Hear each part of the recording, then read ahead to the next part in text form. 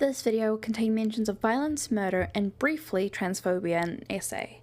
If you are sensitive to these topics, please look after yourself and I'll see you in another video. Hey guys, it's Alpaca. Happy Easter to everyone who celebrates, and to those who don't, welcome on in. I hope your week has gone well. But look at me go! A new video that didn't take 3 months to be released! However, this did come a few days late because I've been sick, busy with my other work, and procrastinating. Now, if you read the title, you can see where we're doing a part 2 of my Danganronpa redesigns. If you haven't seen the first part where I draw Leon and Sayaka, I suggest clicking the button in the top right to watch the video. I'm really happy with how it came out, so it'd mean a lot if you did. Like the last part of the series, I'm going to be explaining my thoughts on their new designs, new personalities, and how I would change their deaths and executions. So I will be spoiling things about their original stories and deaths, so if you want to play the game first or go and watch a playthrough, my video will be here when you're done. If you enjoy the video at any point, please like and subscribe. I think when I say subscribe, the button actually sparkles. I think that's more motivation to press it. With that all out of the way, let's begin. If you haven't realized, we're going in a specific order. That means next up is Chihiro Fujisaki, the ultimate programmer. With these redesigns, I want to explain the changes I made to their stories and personalities before their actual designs, since you can't see much at the beginning. With that being said, Chihiro is trans in my redesign. She goes by she/they pronouns. There's no cross-dressing, no discourse about whether she was doing it because she was seen as weak or if she was transgender. My design, she is a girl. Got that? Cool! I want Chihiro to be at the beginning of her physical transition, I think passing. While she's known she's a girl for many years, she's been too afraid to try and pass until she was accepted to Hope's Peak. I decided to confirm that Chihiro is a girl because I didn't like the way they went about disproving it. Sakura really felt her, and that is really weird, honestly. I know they were investigating, but I feel like they could have gone another way about it, like finding an ID or I don't know. I know Mondo said that Chihiro cross-dressed, but my design, my choice. Moving on to her backstory, Chihiro grew up in a very loving family, with her mum and dad being the only child. Her parents met at space company as software engineers. At the age of 3 and hearing all the stories her parents talked about from work, she developed an interest in coding and asked her parents to teach her. So every day after school, her parents would teach Chihiro the basics of programming. Short side note, I researched the difference between coding and programming after I wrote the script, so if I say anything that's wrong, that's my bad. Oopsie, you might need to educate me. They picked up the basics incredibly quickly, getting a good grip on coding at age 5.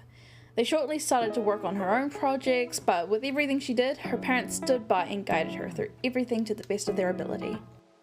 When she turned 10, they had no idea how they could nurture her further, as it seemed like she had surpassed them, especially with her creativity.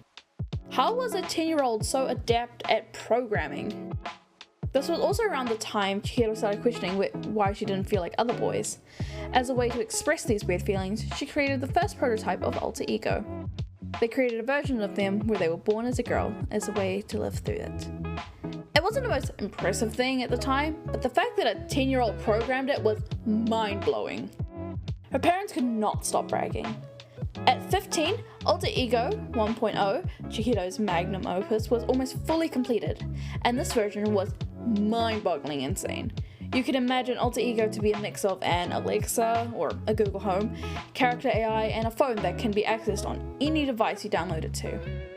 When Alter Ego was almost finished, her parents took her to a show of some sort to show off her creation to investors, which caught the eye of a certain academy. So, she was invited to be part of the 78th class of Hope's Peak Academy. I truly believe that not every character needs to have a family and all that. They can be traumatized in other ways. I say that like my next backstory isn't going to be exactly that. This section is going to be talking about bullying, essay, and death. Please skip to the timestamps below to skip past these sections. I want Chihiro to not revolve her life around being trans. Sure, it asks questions, but she's not the type to tell everyone that she's AMAB. While her parents were very supportive when she came out, everyone else? Not so much. Chihiro, being the introverted and anxious person they are, often frequented online web pages where they tell their story and share updates on their creations.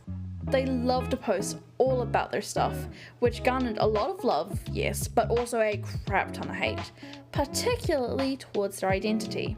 Every day, Chihiro had to sift through all the hate comments to find any helpful advice for their projects, reading the constant slurs, insults, and pure hate for them every day.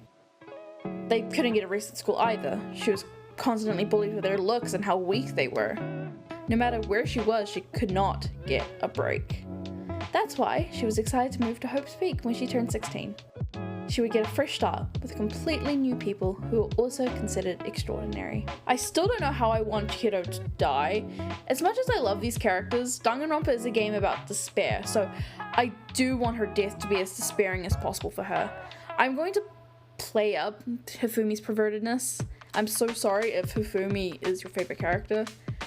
Hifumi's favorite anime character is going to look weirdly similar to Chihiro. The current idea I have is going to be similar to their original death, but this time they're running away from Hifumi and they go to seek refuge in the changing rooms.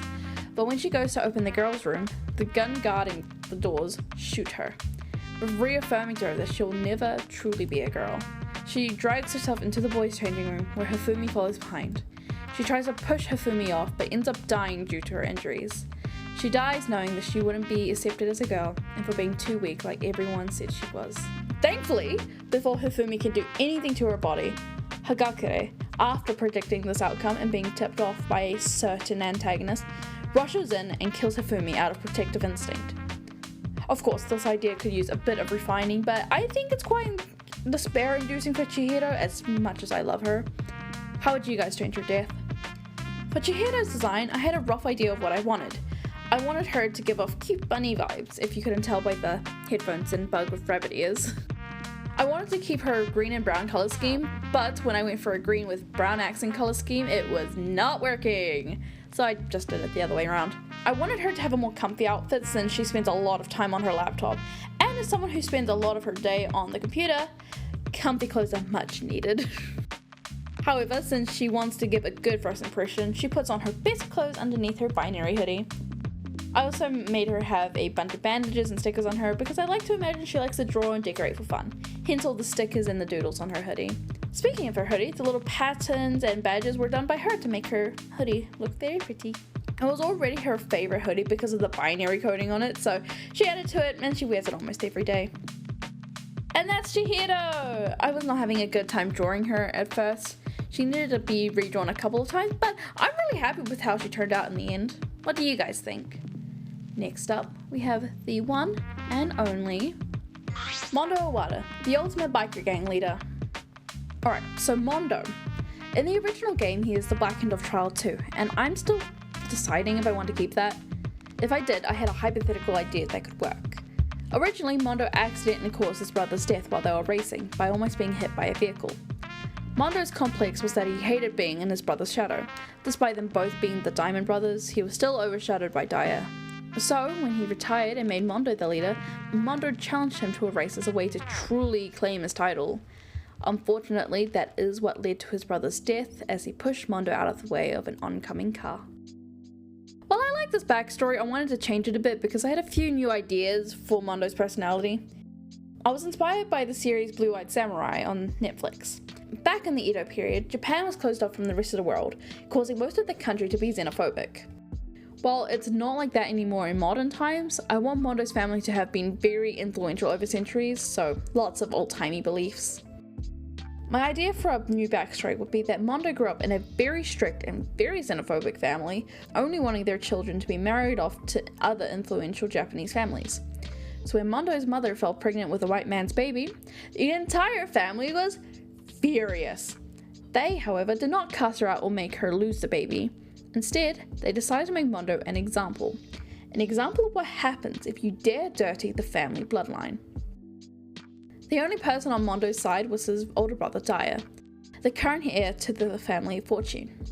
When Mondo was 6, he ran off after being literally thrown out of the house. He ran as far as he could until he stumbled upon a group of bikers, or as they're known in Japan, the Bozozoku.